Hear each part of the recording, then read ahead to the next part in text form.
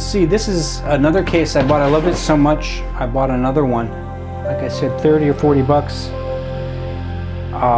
This I use for my GoPro kit. I invested pretty heavily, not heavily, but I invested in a GoPro system, and I wanted a nice little place to store it all. There's the piece of foam that I was talking about. As you can see, that fits right down on top when you're traveling, kind of presses everything down. It's not glued to the back, and I kind of like that, but it just sits up there. That's included with the kit. And then here you can see the foam that comes with the case. It's the plucky kind that you can pluck out to any shape you want. Here I'm using it for my 2 GoPros. Right here I've got my little ND filters. Right here, this is a Polar Pro ND filter system for the GoPros, something I picked up, which is great at the beach or in bright sunny conditions to have some different densities of ND filters. They weren't cheap, but really nice to have if you're out on a really bright, brilliant sunny day and you want to try some different cinematic settings. You can get them with that. Extra batteries around here, mainly the gimbal. I think this is my first gimbal. This is the Moza Mini P. My very first gimbal and my very first camera was a GoPro and a Mini P. And I had so much fun with that. I thought I was Alfred Hitchcock. And I got some nice images with it. It was a great way to learn basic photography and cinematography. This attaches to the bottom. This is this little base plate that goes in the bottom there. And I also got an extended handle. These are inexpensive carbon fiber extension poles, which are really nice. They're not expensive. I put some grip tape on here, so if my hands are sweaty, it's really nice to have that on there as opposed to just the raw carbon fiber. And then those mount straight onto your gimbals. Take that out of there. You can get, I've got 2 of these, so you can get it 6-10 feet in the air really nicely, and it breaks down. It's not like a monopod or something like that. The only thing I don't like about the Moza Mini P is it doesn't lock. These are all willy-nilly. It's not pretty, but it gets the job done. Okay.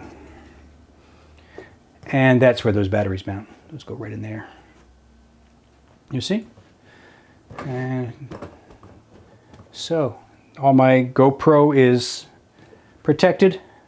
They're not the most expensive cameras, but once you get a couple of them, some spare batteries, a gimbal or something, some ND filters, you've got a nice little investment here. You know, maybe $1,000. I'm not sure. I haven't really priced it, but it made sense to me to get a nice solid case for it to mount everything and keep everything secure and in one place. It's impressive too, you know, when you walk into the scene with a couple of GoPros, it's not impressive, but when you walk in with a professional looking case like that, they know you mean business. You pop that open. I could probably use some Velcro up there, huh? No, I just like that loose. That makes a nice statement when you walk in and you've got that looks professional. I could have probably done even a better job and made it look more professional, but this is what I did. And there's lots of other things you could use these cases for, guys. You know, maybe grab a couple, have them shipped to you for free, and you can put cameras, lenses. You could put cat toys in here, all kinds of stuff. And if you don't need the foam, just take it out and you've got a nice, big, solid, empty case. That's the best price for this size of case on the market that I've been able to find.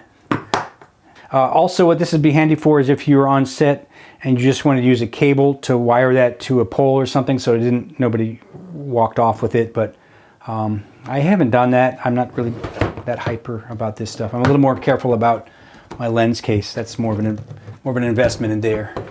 Got some pretty expensive stuff in there, and I do want to secure that through the airports in case it's not with me, it gets lost from me. I don't want somebody going in there and messing with my lenses. This is my Nanuk case. really solid. The nicest thing about it, here's the TSA locks right here. They have some TSA locks for the latch itself, but they weren't as secure. It looked like something that could easily be defeated with a simple tool or two. These are the nicest things here, are these locks. You can get some TSA approved locks right there that do secure this case a lot better. And the latches are brilliant. You can't just open them. I don't know if you can see that. I'll turn that up a little bit. You can't just flip them open like you can the Pelicans or the yellow cases. You have to squeeze, and then that pops open, and then like that. So it's a two-step approach, and it's a lot more safe, and then you can open it up. And you can see in here, I've got several prime lenses. I'm using my cameras right now, obviously, so I usually put my camera bodies there and there. There's the room for an extra lens. I've got a small monitor, a little LED light. I've got a little flexi mount right there I use all the time. Business cards, cables. I've got a white balance disc right there. I've got an ND filter. They've got these nice little straps. The nice thing about these is these compartments are all configurable. It comes with a whole bunch of different foam and Velcro, so you can completely customize it however you want. It's even got enough room up here for a laptop. I haven't done that because there's not much padding on it, but if you wanted to put an iPad or some kind of I'm not sure I would put an expensive laptop on there, but if you had an inexpensive laptop, you could do that. There's room in there for that. I would probably go with an iPad though, or just a magazine. And then here's these locks. These are the little locks that I got. They're Nanuk TSA locks, and they are a combination lock. And when you want to lock it, you just close that. Hit that combination, open it up, and then these go through like that, right? And they're nice because it's very tamper resistant. Kind of hard to explain, but it's not easy to get at that with a pair of bolt cutters. It's indented, so if you really had a hacksaw, I guess you could cut through that case right there, but it's really going to slow somebody down. It's not like somebody with a pair of bolt cutters could get at that too easily. And a pair of those is really going to slow a thief down a lot. I don't always use them, TSA locks. If you've got it with you, if you're carrying it, it's just one more thing you've got to do in line with the TSA agent waiting for you and a bunch of people in line. So I think about whether I want to use my locks or not. I'm more apt to use them on set to keep people from snooping around or trying to steal a lens. I might even use a security cable to secure this thing to a post or a beam or a railing to keep anybody from stealing the whole case. Because if somebody did that, you're out a lot of money. That way people aren't going to be able to take the whole case or get in there and steal individual components. You could do one lock and a cable, like a bike cable or something like that, or you could just run a cable through the handle to keep people from running off with it. If anybody's got a lot of time with it, they're going to be able to get in there, but the whole idea is just to slow people down. Okay, so Nanuk case, highly recommend. Pelican's great too, but I'm telling you guys, don't spend all your money on Pelican cases. They're expensive. These come in different colors. I like black. They're very discreet. A friend of mine likes really bright, everything really bright yellow, but to me it looks like something to steal. I prefer to travel a little more discreetly with these black. It could be just a luggage. You know, I don't want it to look like expensive camera gear. And it really doesn't. It just looks like a carry-on bag or something with my underwear in it. So, but I always have those locks handy just in case I need them. But I don't always use them. And if you wanted, you could take this these dividers out and just use the case empty. You wouldn't have the pads, but if you were just doing that, you could use it for luggage. If you got to your location and wanted to take this out in the hotel room, you could use this for a day bag just to travel with your clothing and maybe a camera or something like that. Very nice. And I definitely recommend getting the this top portion. You have to pay a little extra to get this, but it's totally worth not having to install it yourself. Order you can buy it separately, but I really like having this. It's not a whole lot of extra room, but it's nice to have those up there. And a good place to put an extra cable, lens caps, business cards, what have you. And like I said, back behind you've got a little space for iPad or something. A little trickier to latch too. You have to squeeze and do that. Anyway, there's that. There's the old gig bag I just talked about in my last video. I told you guys I was going to do a video on the battery charging station. I hope you appreciate it. I hope you liked it, and maybe you can build your own, or maybe you can even do something better. But it starts with the shell, and you work your way out. You know, however you want to configure that is up to you.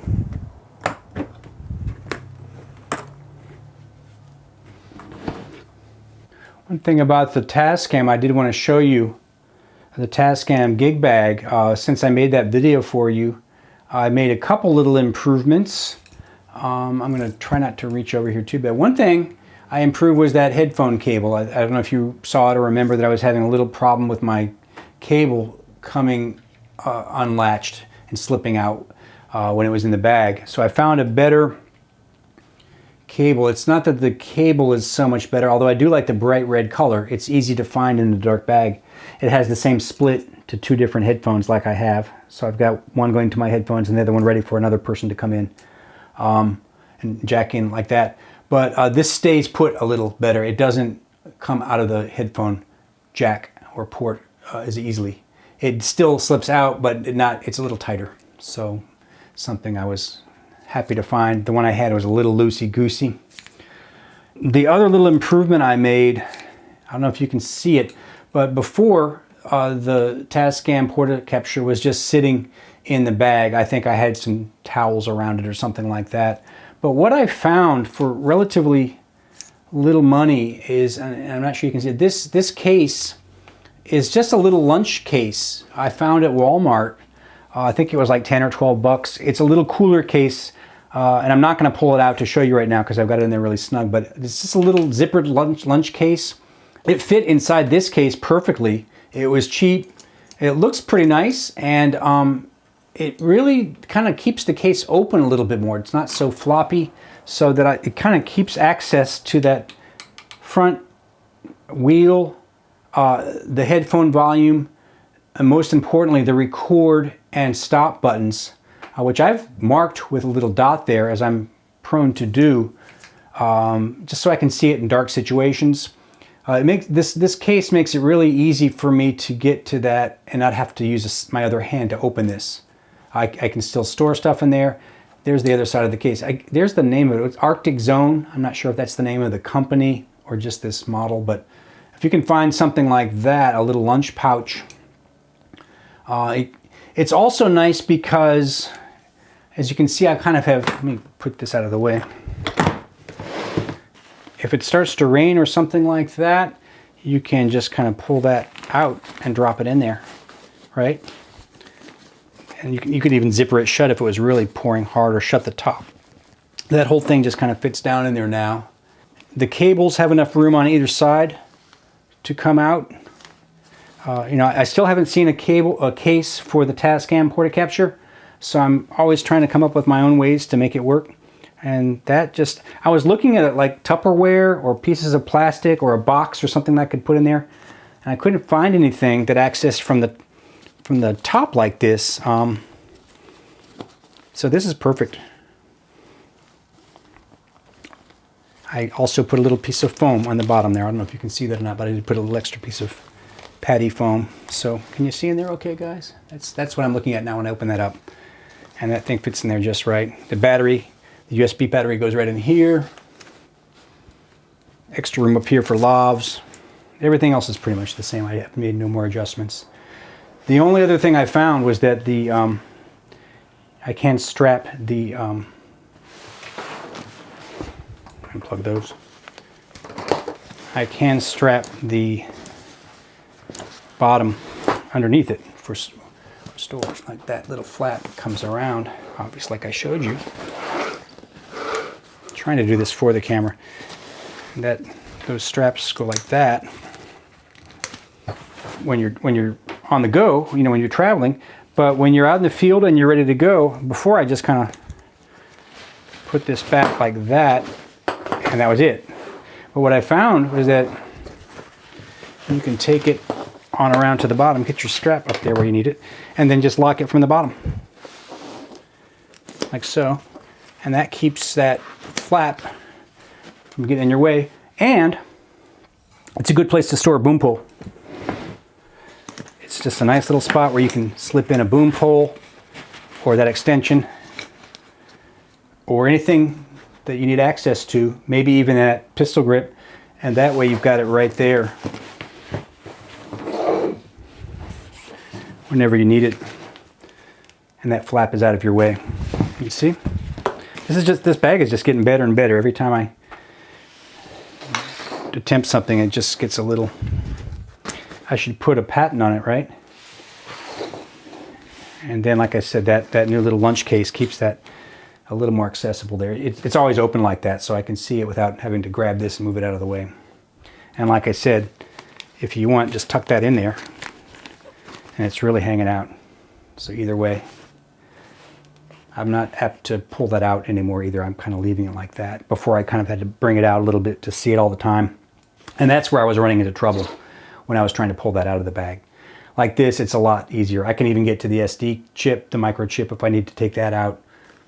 I still have access to all my cables if I need to make some changes. It's nothing hard to get to, but that's really all I need is that little bit right there. Mark, stop, play, record, headphone volume, and a more secure headphone jack. It still comes out, it just locks a little bit better. And I've got a couple clips up here that I still use from time to time if I really want to make it accessible.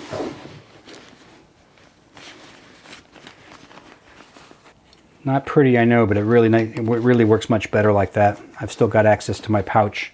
It's really keeping that top flap out of my way. I can get in there a lot more easily without having to pull it out or move that with my hand. Before, what I was doing was I was kind of keeping that open with one hand and then I would operate it with the other.